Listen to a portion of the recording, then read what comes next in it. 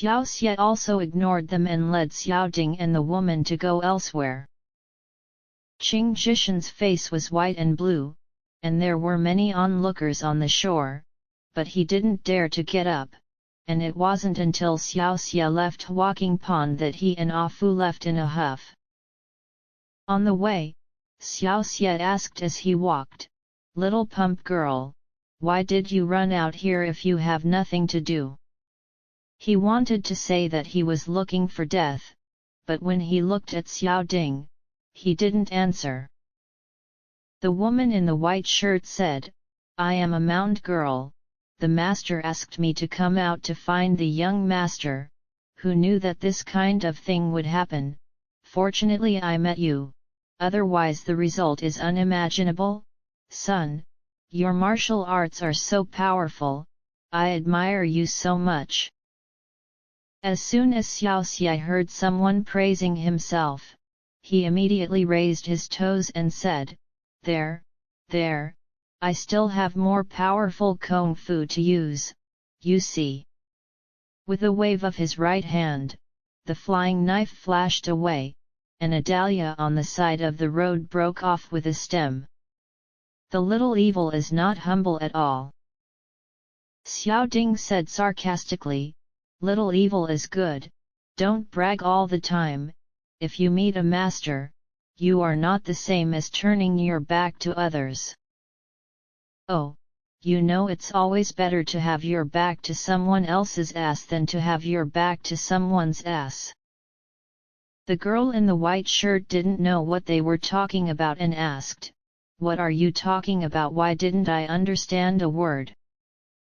The little evil said, "You ask you." He pointed at Xiaoding. Xiaoding was entangled by Xiaoxie. Because Xiaoxie had come up with the term facing others, she knew that she would have to suffer if she continued to make trouble, so she hurriedly reined in and said, "To turn your back to others is to run to chase others, and to face people's backs is to chase people and not be able to chase them." The girl shook her head and laughed, "I still don't understand." Xiaoding smiled and said, "Forget it, Xiao Pump Niang, do you know who he is?" She pointed at Xiao Evil, "His name is Yang Xiaoxie, that evil is the evil of the evil sect, don't pay attention to him, otherwise it will be over if it spreads to his evil spirit." The girl said, "My name is Xiang, I think he's very good." She looked at the little evil and praised it. Xiaoxie walked with his eyes on the top of his head, and shouted vividly, "It's much better there than Xiaoding." He glanced at Xiaoding. Xiaoding wanted to talk about it and didn't know when she was going to talk about it, so it was better to go to Chang'an as soon as possible. She said, "Xiang, go back, we can't accompany you when we go to Chang'an City." Xiang said, "That? Then I'll go back, Brother Yang and Miss Ding will see you again." Xiaoding smiled, "Xiang, my name is Han Ling, but if Xiaoxie insists on calling me Xiaoding, I can't do anything." Xiang said gratefully, "Miss Nahan, we will see you again, thank you for saving your life, I." Xiaoxie intercepted and said, "Xiang, next time you shout for help, how about I come to save you again? The hero wants to save the beauty." He looked at Xiang with a smile, he wanted to make a fortune, as for saving the beauty, it was convenient. Xiang said with a smile, "I live in Lidahu in the southwest of Lintung, you have time to come to me, I will definitely entertain you well." Xiaoxie smiled and said, "No problem, little beauty. I must go to tea, he. Xiaoding was a little jealous and didn't speak. Xiang said goodbye to the two and went back alone, leaving only Xiao and Xiaoding, a pair of happy enemies.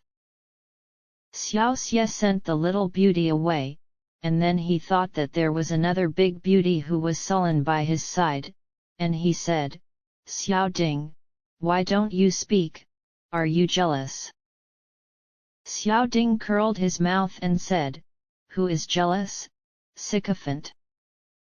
Xiaoxie thought to himself, "Eat and eat, I'm afraid that others will know, it's not right for a man like me not to be jealous."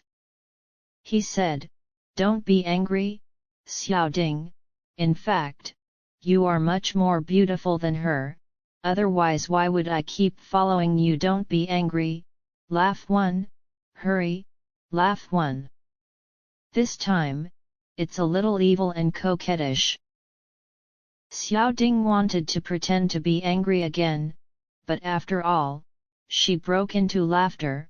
She laughed and scolded, "Who wants you to follow? Don't be ashamed." The little evil sighed, "It turns out that everyone loves to eat." You. Xiao Ding's cheeks flushed, and he reached out to hit Xiaoxie. "Ha ha! The little evil has already rushed to Chang'an," and the two of them pulled and laughed from time to time along the way. XXX. Chang'an is really crowded with people, and it is not easy to find an inn.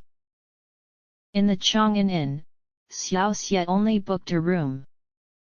Xiao Ding shouted, "Why do you book one and not two? Don't you know that I am a woman?" The little evil said, "What about the woman? It will be ordered, and it is difficult to find a house with many guests now." "I don't want it." "Okay, then you can book another one yourself." Xiao Ding thought that Xiaoxie would say something nice, because she was a girl and couldn't live in the same room with a man for no reason, but unfortunately Xiaoxie didn't eat this, so she had to go to the counter and ask the shopkeeper. "The shopkeeper will give us another upper room." Zhang Ding smiled bitterly, "Miss, I'm sorry, this inn has already been full." It was the little guest officer who took 50 taels of silver and asked the little old man to let his room out and rent him for a few days. Xiao Ding said, "Then I'll give you 100 taels for you to tell them to go away." Zhang Zhen said bitterly, "Miss, this is not allowed, we do business about credit and morality, if you don't rent, you won't rent, unless you rent out. Unless the guest officer checks out by himself, the little old man can't drive people away. Miss, you can compose for a few days, and if there is a vacant room in Ming'er, how about the little old man change it for you immediately?" Xiao Ding didn't really want to find another one, but he promised Xiaoxie without a sound, which was too indulgent, so he came over to make trouble, and found some reason to step down. If there was really a vacant room, she would push it off. This is the heart of a woman, fickle, and now no room is the best step, she said. "Well." Scratching his hair, he walked helplessly towards the little evil. Xiaoxie knew Xiao Ding's thoughts, and it was inconvenient to break it. He said, "It's not that I deliberately rent one, but there are a lot of people doing business in this big city, so we have to settle for it." Xiao Ding sighed, "Okay."